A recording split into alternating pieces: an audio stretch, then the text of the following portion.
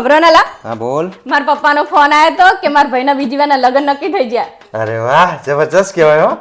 પણ બુઢી કોકદારતા પપ્પા પૂછ તો ખરી કે આ બીજી વારના લગ્ન કરવાની જે સ્કીમ હે એ એકલા તારા ભાઈ માટે જ છે કે જમૈયો માટે અવેલેબલ હે? બીજી વારના લગ્નનું તો ઠીક, પણ બીજી વારના લગ્ન કરવાનું જો મનમાં વિચાર્યું હે ને તો મારા જેવી ભૂંડી કોઈ નહીં. ઈ ભૂંડી હે ઈ મને એકલાને નહીં, મારા આખા ખાનદાનને ખબર હે કે તારા જેવી ભૂંડી અમારા ખાનદાનમાં કોઈ નહીં આવી. એટલે તમે કેવા શું માંગો હો? હું કંઈક કહેવા નહીં, બાપ તો મારા બાપ શું કરવા લોહી પીવે હે.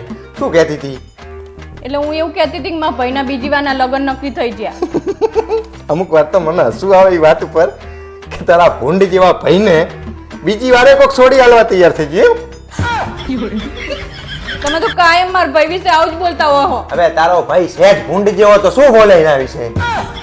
હું તમને છેલ્લી વારનું કહી દઉં, જો મારા ભાઈ વિશે આડું અવરું કઈ બોલ્યા હો ને તો હરખાઈ નહીં આવે.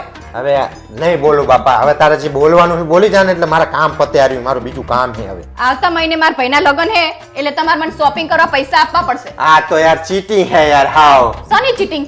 તારો ભાઈ તો વર્ષે વર્ષે પરણી રાખે એટલે મારે વર્ષે વર્ષે ખર્ચા કરવાના? સાના માના પૈસા આપો કે નહીં? હા મારા બાપ પૈસા. ઓ તું તો સિરિયસ થઈ જા, ખડીએ વળીએ. બોલ કેટલા જોવે છે? જો મારે 5 થાળી તો લાવવાની જ છે એટલે 20,000 આપો. મારા બાપ 20,000 રૂપિયા? અને હે ને ઈમુના 10,000 આપી દો. મારા બાપ તમે માં દીકરી થી મને ભિખારી કરી નાખશો. અને તમારે કેટલા જોડી લાવવાના કહી દો. મારે કઈ નહીં લાવું મારા બાપ, હું ચડ્ડી બનિયાન માં આવી જશે. ચડ્ડી બનિયાનમાં?